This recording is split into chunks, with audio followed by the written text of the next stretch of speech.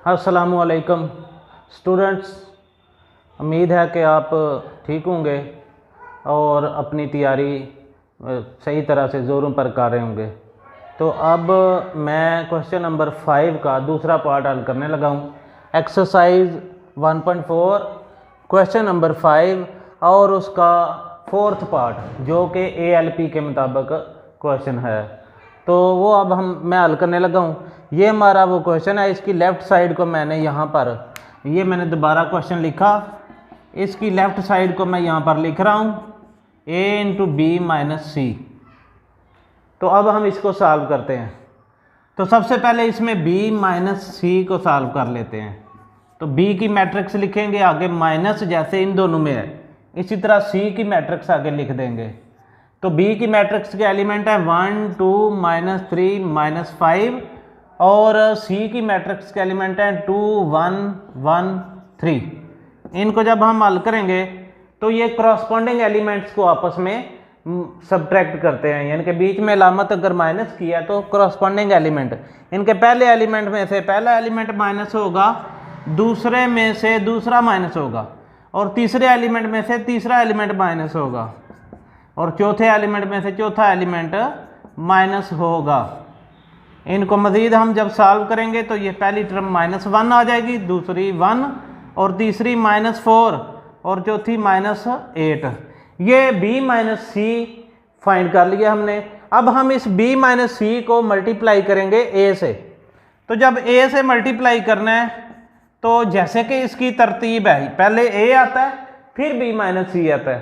तो हम a की मैट्रिक्स पहले लिखेंगे, यानी कि वो है -1 3 2 0, और b माइनस सी की जो मैट्रिक्स है वो ये -1 1 -4 -8 है।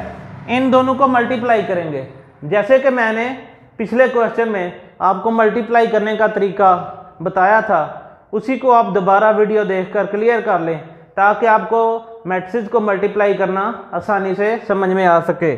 जैसे ये इसमें फर्स्ट रो को लेते हैं और दूसरी मैट्रिक्स के पहले कॉलम को लेते हैं, तो इसकी पहली वैल्यू को इसकी पहली वैल्यू से मल्टीप्लाई करेंगे ऐसे, और प्लस दूसरी वैल्यू मल्टीप्लाई इस कॉलम की दूसरी वैल्यू। इसी तरह इसी रो को अगले कॉलम से मल्टीप्लाई करते हुए -1 × 1 प्लस 3 × -8, इस तरह ब्रैकेट में इसको क्लोज कर देंगे। अब दूसरी रो लेंगे 2 × -1 प्लस 0 × -8, यानी कि दूसरी रो और पहला कॉलम, सॉरी यहाँ पर -4 पहला कॉलम लेना है। अब हम 2 × 1 प्लस 0 × -8, इसको अब हम मज़ीद सॉल्व करते हैं आगे कि -1 से मल्टीप्लाई जब होता है तो +1 आ जाता है, और आगे +3 -4 से मल्टीप्लाई हो तो -12 आ जाता है। 3 -4 से मल्टीप्लाई होकर -12 आता है, और बाहर जो अलामत माइनस है वो फिर इस अलामत से मल्टीप्लाई होगी तो ये -12 ओवरऑल आ जाएगा। इसी तरह -1 × 1 -1 और +3 × -8 -24। इसी तरह दूसरी रो में 2 × -1 -2, और दूसरी टर्म 0 मल्टीप्लाई कर रही है तो ओवरऑल इसका 0 ही आ जाना है। इसी तरह 2 × 1 2, और 0 -8 से मल्टीप्लाई होकर ये 0 ही आ जाएगा। इसको मज़ीद ऐड करेंगे तो ये -11 1 -12 -11 बनेगा, -1 -24 -25 बनेगा। इसी तरह ये -2 और ये 2, क्योंकि 0 ऐड हो तो कोई फ़र्क नहीं पड़ता, क्योंकि 0 एक एडिटिव एलिमेंट है। इसके बाद एडिटिव आइडेंटिटी है 0, क्योंकि ये किसी भी नंबर में ऐड होकर कोई फर्क नहीं डालता। अब देखें ये हमारा आंसर आ गया लेफ्ट हैंड साइड का, इसको हम इधर लिख लेते हैं। Left hand side is equal to -11 -25 -2 और 2। ये मैं इसको रेज करता हूं और यहाँ पर हम राइट हैंड साइड लिख लेंगे। अब देखें बेटा, right hand side is equal to A B minus A C. इसमें सबसे पहले हम ए बी फाइंड करेंगे, फिर ए सी, फिर दोनों को आपस में सब्ट्रैक्ट करेंगे। तो जैसे कि A B is equal to A की मैट्रिक्स मल्टीप्लाई बी की मैट्रिक्स। ए की मैट्रिक्स में एलिमेंट है -1 3, ये ज़रा ब्रैकेट सीधी डालनी चाहिए, 2 मल्टीप्लाई 0। इसी तरह दूसरी मैट्रिक्स बी वाली है 1 2 -3 -5। इन दोनों को आगे मल्टीप्लाई करते हैं। फर्स्ट रो फर्स्ट कॉलम से मल्टीप्लाई होगा, -1 मल्टीप्लाई 1 प्लस 3 मल्टीप्लाई -3। माइनस वाले नंबर के गिर्द ब्रैकेट डालनी चाहिए। इसी तरह फर्स्ट रो को दूसरे कॉलम से मल्टीप्लाई करेंगे और +3 मल्टीप्लाई -5। इसी तरह दूसरी रो को पहले कॉलम से 2 मल्टीप्लाई 1 प्लस 0 मल्टीप्लाई -3, 2 मल्टीप्लाई 2 दूसरे कॉलम से प्लस 0 मल्टीप्लाई -5।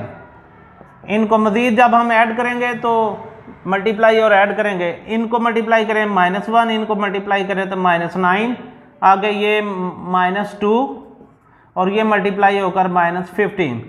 इनको मल्टीप्लाई करें तो ये 2 1 2 और ये 0 हो जाता है। दूसरा 2 2 4 और प्लस 0। मज़ीद इन दो टर्मों को आपस में ऐड कर लें। तो ऐड करने के लिए यहाँ -1 और -9 को ऐड करेंगे तो -10 आएगा। इसी तरह -2 और -15 को ऐड करेंगे तो -17 आएगा। 2 में 0 ऐड करेंगे 2 ही रहेगा, 4 में 0 ऐड करेंगे 4 ही रहेगा। तो ये ए बी का आंसर आ गया। इसी तरह हम ए सी को भी मालूम करेंगे। ए वाली मैट्रिक्स दोबारा लिखेंगे, ए -1 3 2 0 और मल्टीप्लाई सी वाली मैट्रिक्स 2 1 1 3। इन दोनों मैट्रिक्स को आपस में मल्टीप्लाई करेंगे उसी तरीके से, यानी कि पहली मैट्रिक्स की रो लेंगे, और दूसरे मैट्रिक्स का कॉलम लेंगे। तो -1 मल्टीप्लाई 2 प्लस 3 मल्टीप्लाई 1। इसी तरह पहली रो को दूसरे कॉलम से -1 मल्टीप्लाई 1 प्लस 3 मल्टीप्लाई 3। इस तरह दूसरी रो पहला column 2 multiply 2 plus 0 multiply 1, 2 multiply 1 plus 0 multiply 3। दो नंबरों को आपस में मल्टीप्लाई कर लेंगे। इनको मल्टीप्लाई किया -2 और इनको किया तो +3। इसी तरह ये मल्टीप्लाई करें -1 और ये +9। इनको मल्टीप्लाई करें 4 और +0। इनको मल्टीप्लाई करें 2 + 0। मज़ीद इनको आपस में ऐड कर दें तो -2 और +3 का ऐड करने से आंसर आएगा +1, क्योंकि जो बड़ी टर्म होती है उसकी लामत आ जाती है, और अगर दोनों की लामतें मुख्तलिफ हों तो बड़ी में से छोटी को सब्ट्रैक्ट करते हैं। इसी तरह 9 - 1 8 और 4 का 4 और ये 2 का 2। ये ए सी आ गया हमारे पास। अब हम ए सी में A B minus A C find करेंगे, यानी कि ए बी वाली ये मैट्रिक्स लिखेंगे -10 -17 2 4 और माइनस के बाद ए सी वाली ये मैट्रिक्स लिखेंगे 1 8 4 2। अब इनको सब्ट्रैक्ट करते हैं आपस में। देखें पहली टर्म -10 और -1, इसी तरह -17 और -8, इसी तरह 2 -4 और 4 -2। अब देखें इनको मजीद सॉल्व कर लेते हैं। -10 और -1 ये बनता है -11 और -17 और -8 ये -25। 2 -4 -2 4 -2 ये 2 आ जाता है, 4 बड़ा है, इसकी लामत प्लस में आनी है। अब ये राइट हैंड साइड का हमारा आंसर आ गया, ये राइट हैंड साइड का आंसर आ गया। इसको हम यहाँ लिख देते हैं, right hand side is equal to -11 -25 -2 और 2। अब आप गौर से देखें कि इन दोनों की मैट्रिक्स के एलिमेंट एक जैसे हैं, तो लिहाजा प्रूव हो गया, हेंस इट इज प्रूव्ड, यहां पर लिख देते हैं that left hand side is equal to right hand side. तो इस तरह हमारा ये क्वेश्चन भी मुकम्मल हो गया। तो स्टूडेंट्स जो भी क्वेश्चन आपको मुश्किल लगता है आप मुझे मैसेज किया करें, वीडियो के अंदर कमेंट्स कर दिया करें कि ये क्वेश्चन मुश्किल है, इसकी वीडियो बनाकर शेयर करें तो मैं आपके साथ शेयर करूंगा और इसी तरह आपका ये सीखने का अमल घर बैठ के जारी रहेगा। इसी के साथ ज़्यादा चाहता हूँ। अल्लाह हाफिज़।